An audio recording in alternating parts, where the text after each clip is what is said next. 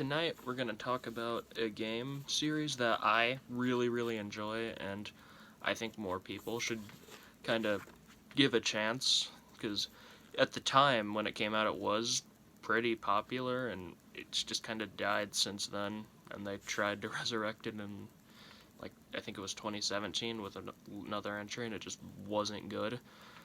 And that game series is Mass Effect.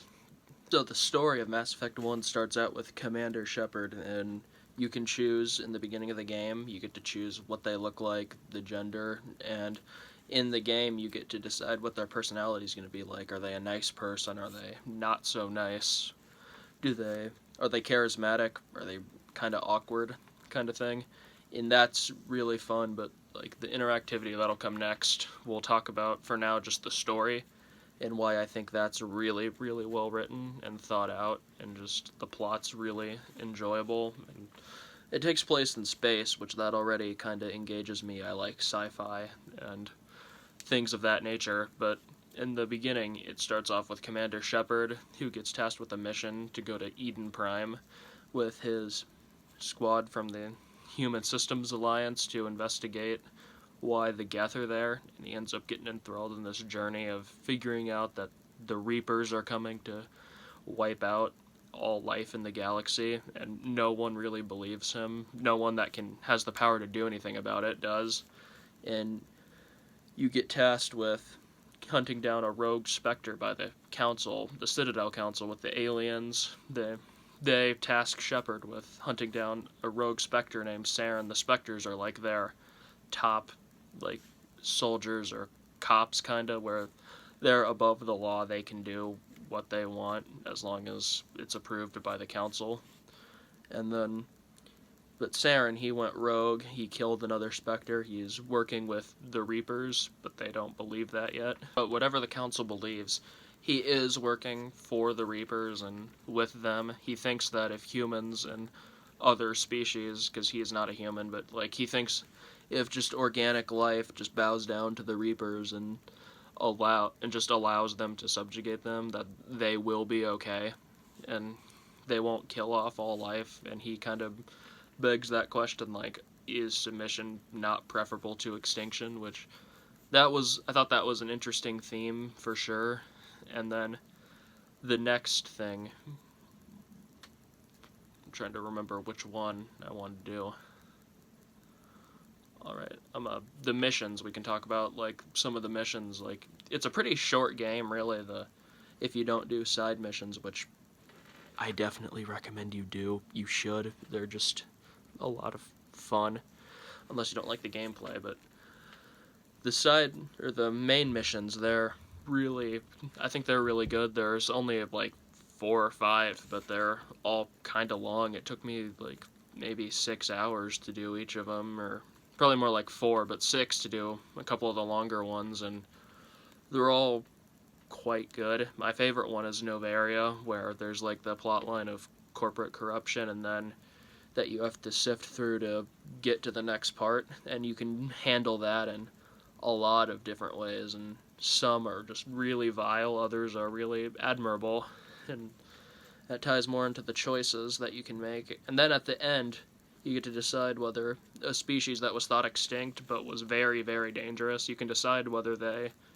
get to live or they get to actually go extinct, and you can gas them or you can free them.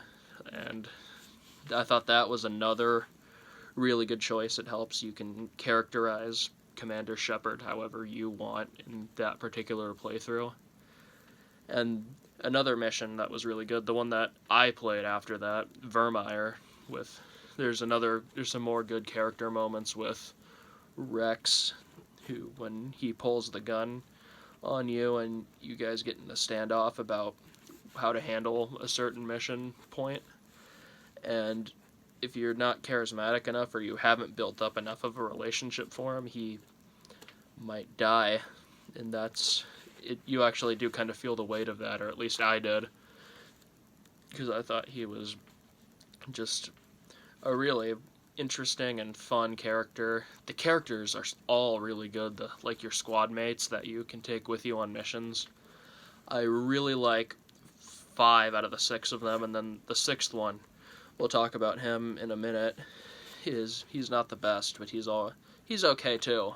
And just the story, the characters, the different planets, every planet you can go enter the orbit of them and you can just read about them, and I did that with several of them because I thought that they were all interesting. Like, that's just a history that someone had to think of and write about that they put in there, and they did that for all of them, which I just think that shows like the craft that they put into the game and how they actually really were passionate about this.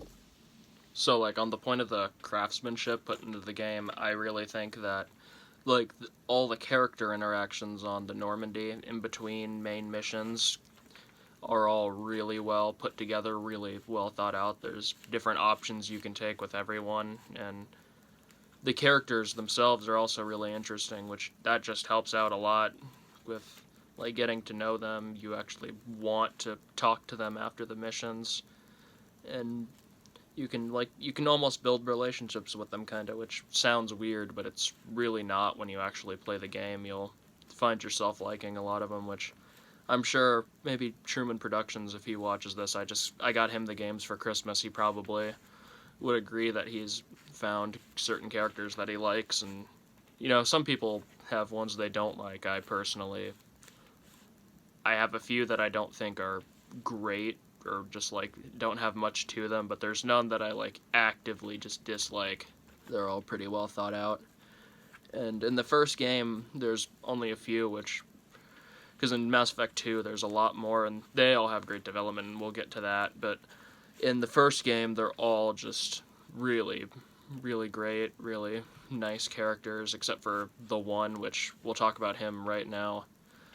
Cade Nolenko, I think he's the least well developed because of his, like, he doesn't really have a lot of personality. He's just kind of there, but he is worth talking to because you get lore about biotics, which are really fun powers to use. Pick a biotic class, be Vanguard or Adept.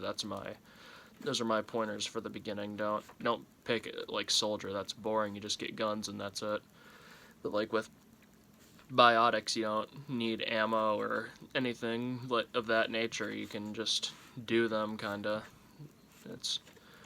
It's good, and especially in the next 2 games, they're great there.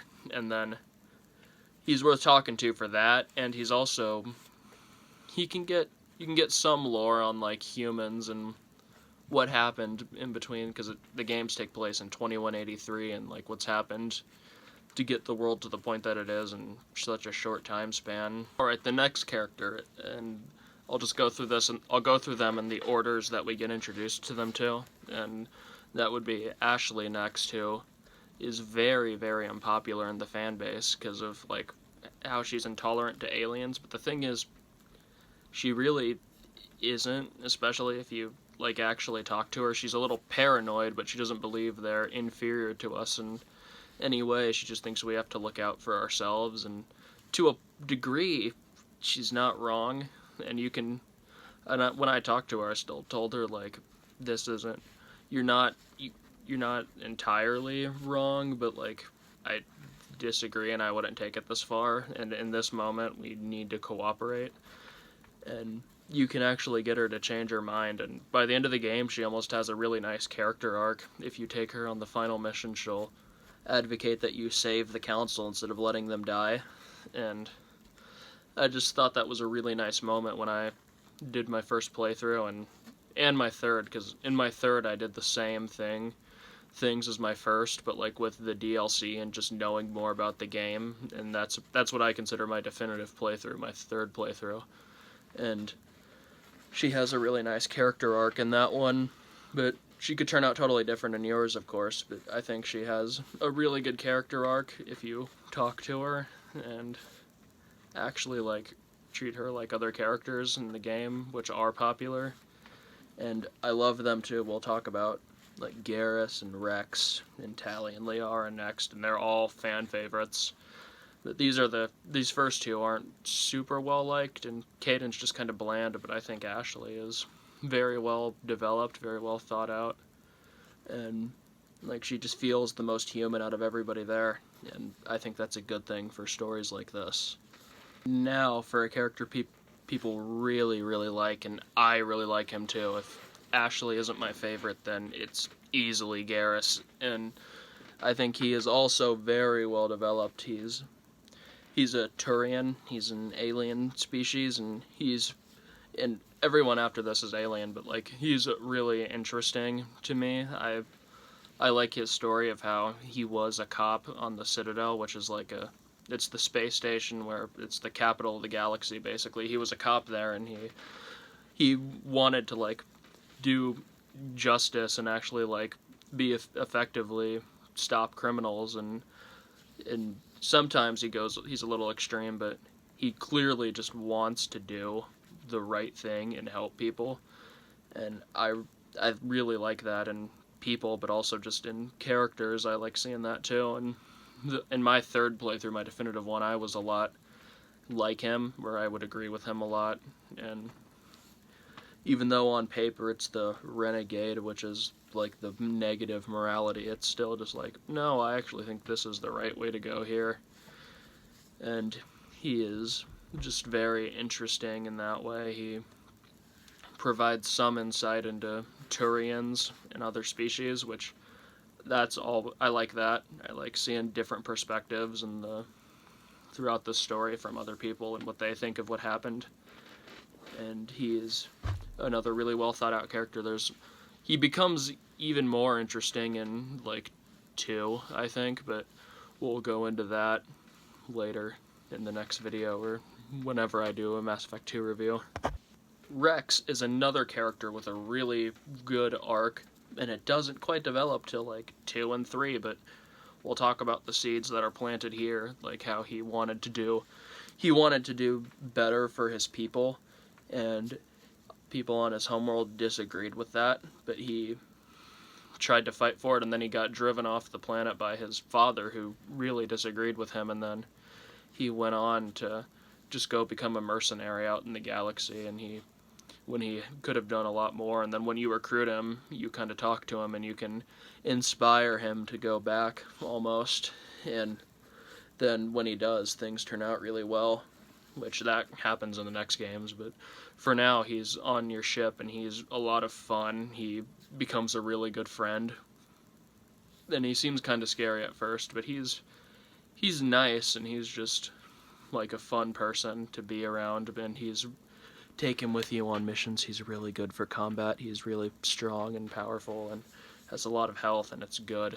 And he has shotguns, which are cool, and shotguns are cool guns. You should use those too as a vanguard. But anyway, little rant aside there, he has a nice, well-developed arc, and he's just a lot of fun to be around. He's serious and funny at the same time, and he's just kind of multifaceted that way. And then he only gets better in the next 2 games. Another good, universally loved character that provides a lot of insight into the galaxy and the way things are from her point of view is Tali Zora Naraya, or just everyone just calls her Tali, and she's really nice, really like just a fun character. She's kind of reserved at first, somewhat similar to Rex, but also not really in other ways. Like, she's kind of reserved, but she does have quite a funny and nice personality when you actually get to talk to her too. And she's a Quarian, and they're really looked down upon in the galaxy for creating the Geth. And then, but you have the option to be mean to her, but don't do that. That's not cool. And when you're nice to her, though, at the end of the game, she even thanks you. It's like, Quarians are generally looked down upon, but you've just been really nice to me throughout all this. Thank you. And it made me feel really good when I did that. And she's another character that's just easy to bond with. And it sounds weird, bond with these characters, because they're just characters, but in a way you almost are talking to them, and you just spend so much time with them. And I love that about like choice-based games. You can just bond with characters like that, and with Tali it just really works. And then you can't romance her yet, but then in 2 you can, and a lot of people do, and I can definitely understand why. But for me, I think Ashley is the best, but Tali is just another fun, nice character who is just like awkward, and it's kind of adorable, but like the next character we'll talk about, she has that even more. And like, I guess the way to sum her up is just like, she's reserved and calm, but she's also really funny, and she gets along with Shepard really well, and everyone else on the ship seems to like her too.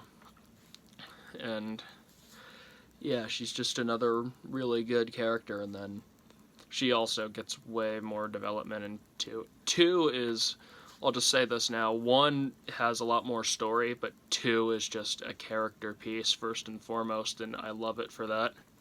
The final character that I'll talk about in this review is Liara T'Soni, who is an Asari, and since she's also an alien, she kind of provides some insight into the galaxy from her point of view, but she spends a lot of time studying the Protheans and other, like, archaeological things. Like, she's an archaeologist, she likes to explore old ruins, and she learns more about other cultures that came before, and the Protheans were the ones that came just before everyone in like where they are now in that point in time, but they all kind of disappeared about 50,000 years ago, and no one really knows why. It was the Reapers.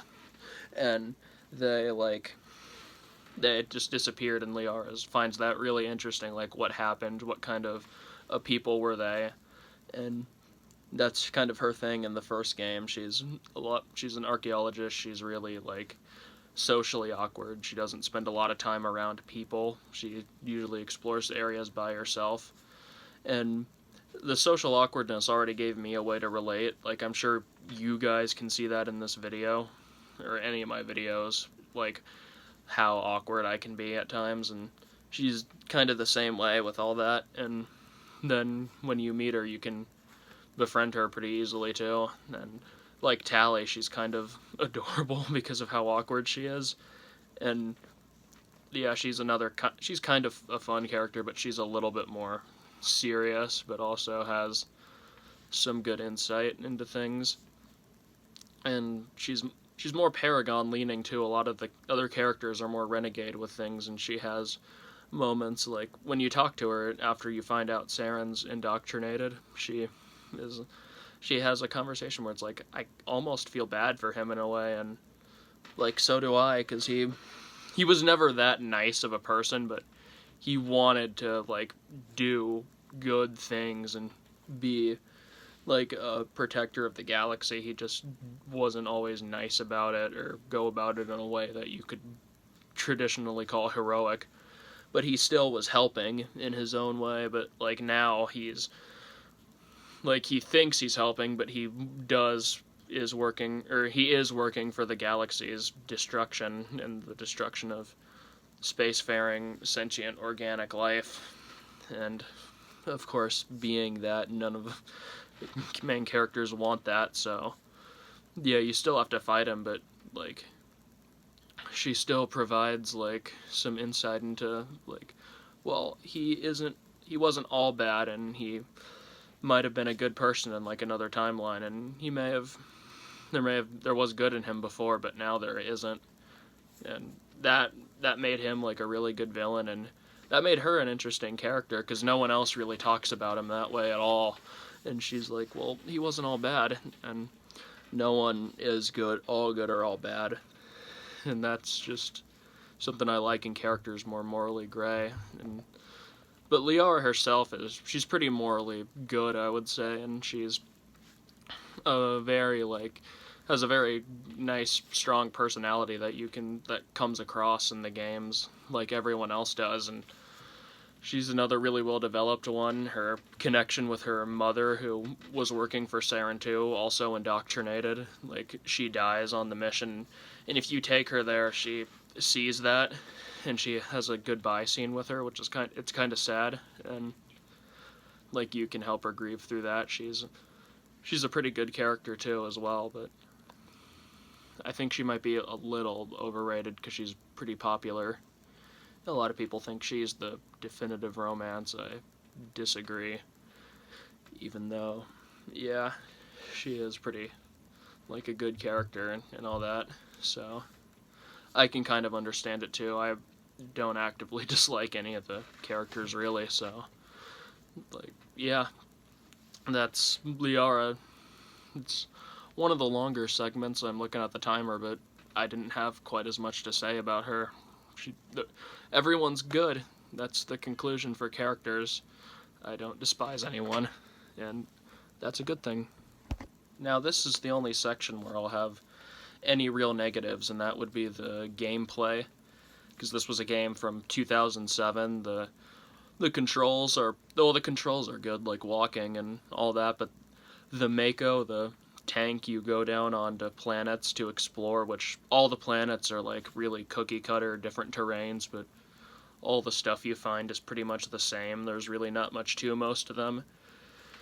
A few are pretty good, but the side missions, the ones where side missions take place on, can be good, but most of the random planets you find aren't great. They've got all the same stuff, but they're probably worth it for ores, because the credit system in this game with the money is very, like, broken. You will be just the richest being that has money in the galaxy if you do everything like I did in my 4th playthrough. It's pretty absurd, but you can get some good guns. But speaking of guns, the guns all feel pretty much the same. They just kind of they don't even fire at a faster rate, they just overheat slower, and then you don't have to wait as long for them to cool down. They're really just not the best. The combat is pretty crappy, really, in the game, but that's not necessarily a bad thing. Well, it is, but, like, I can't really fault the game too much for it, because it wasn't going for a shooter. It was very much an RPG, and it was still really good at the things it did right, which I've already discussed. And then another problem with the Mako was just the controls on that thing were terrible. Like, it took me a while to figure out there's a missile launcher. The game never, like, prompts you to any of the controls for it at all. And they're kind of intuitive, but also kind of not in some ways. And it would, like, glitch out a lot, and you'd be, like, going around. You'd be going on, like, up mountains, and you wouldn't be able to go all the way up, even though you should be able to.